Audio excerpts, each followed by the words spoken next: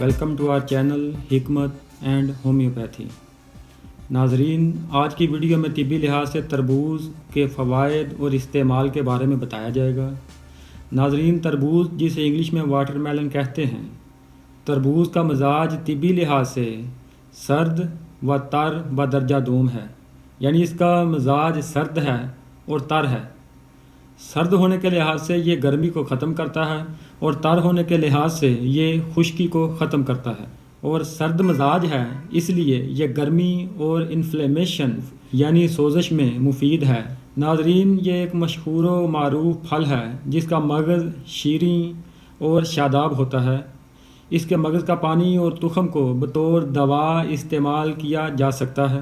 بعض لوگ اس کو کھاتے وقت بیج کو الگ کر دیتے ہیں، حالانکہ اس کو بیج سمیت کھانے سے اس کی افادیت میں بے انتہا اضافہ ہو جاتا ہے۔ اس میں 90% پانی ہوتا ہے۔ ناظرین، تربوز جوش خون، صفرا کی زیادتی، پیاس کی شدت، سوزش معدہ، گرمی کے بخاروں میں مثلاً تپ صفراوی، یرقان اور تپ محرکہ یعنی ٹائیفائڈ میں مفید ہے۔ اس کا خاص اثر آلات بول پر ہوتا ہے اور پیشاب کو جاری کرتا ہے۔ پیشاب کی شکایات میں اس کا استعمال انتہائی مفید ہے، اور اس کا سب سے زیادہ فائدہ پیشاب کے مسائل میں ہوتا ہے، مثلاً پیشاب کی بندش اور جلن کی شکایت کو دور کرتا ہے۔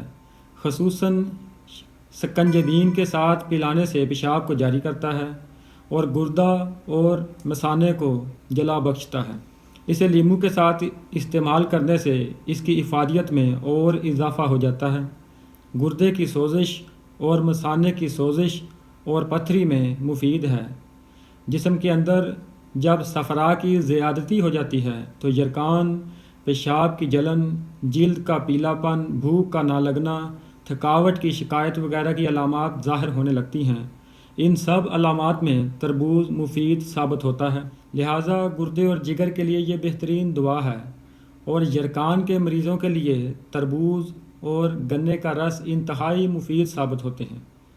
ہائی بلڈ پریشر کے مریضوں کے لیے تربوز مفید ہے، خارش کی شکایت میں مفید ہے، بھوک کی کمی میں مفید ہے، نظر کی کمزوری میں مفید ہے، مردانہ اور زنانہ کمزوری میں مفید ہے۔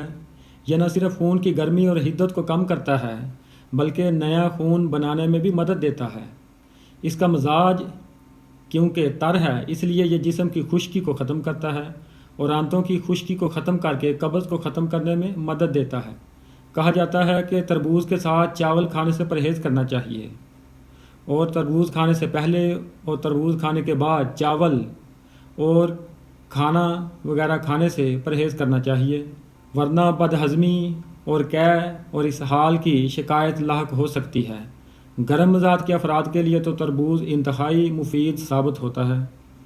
ناظرین، اگر آپ کو یہ ویڈیو پسند آئی ہو تو ویڈیو کو لائک کر دیں اور ہمارے چینل کو سبسکرائب کر دیں۔